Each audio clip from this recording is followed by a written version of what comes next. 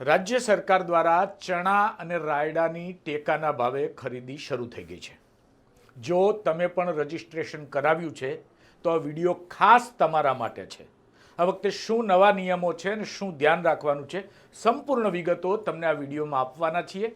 હજી સુધી ખેડૂત પોથી સાથે નથી જોડાયા તો અત્યારે જોડાઈ જાઓ અને બીજા ખેડૂત મિત્રોને પણ આ વિડીયો શેર કરજો, જેથી તેમને પણ આ જાણકારી મળે। જય ખેડૂત સમાજ, ખેડૂત ભાઈઓ, હું છું આપનો ખેડૂત મિત્ર વિનોદ। રાજ્ય સરકારે ટેકાના ભાવે ચણા અને રાયડાની ખરીદી આજથી શરૂ કરી દીધી છે।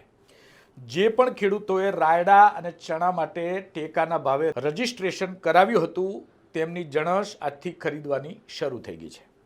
રાજ્યના કૃષિ મંત્રી જીતુભાઈ વાઘાણીએ માહિતી આપતા જણાવ્યું કે ચણા માટે 165 અને રાયડા માટે 60 ખરીદ કેન્દ્રો કાર્યરત કરાશે।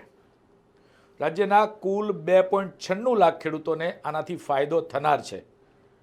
ખેડૂતોને પોષણક્ષમ ભાવ મળી રહે તે હેતુથી રાજ્ય સરકાર દ્વારા આ પ્રક્રિયા શરૂ કરવામાં આવી છે।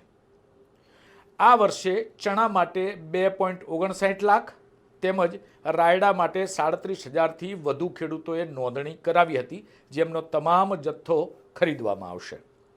ખરીદી પ્રક્રિયામાં પારદર્શિતા લાવવા માટે ખેડૂતોને હાલાકી ન પડે તેના માટે કેટલાક મહત્વપૂર્ણ પગલાં લેવાયા છે।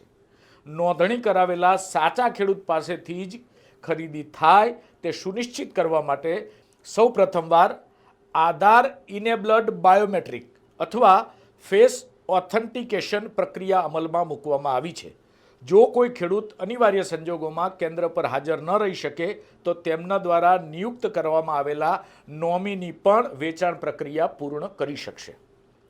ખેડૂતોને ભીડભાડથી બચવા અને વ્યવસ્થા જળવાઈ રહે તે માટે ખરીદ કેન્દ્રો દ્વારા SMS મારફતે અગાઉથી જ ખેડૂતોને જાણ કરવામાં આવશે।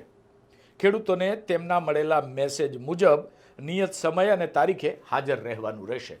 તો જે ખેડૂત મિત્રો ચણા અને રાયડો ટેકાના ભાવે વેચવાના છે તે સરકારે આપેલી સૂચનાઓનું પાલન કરે। જય જવાન, જય કિસાન।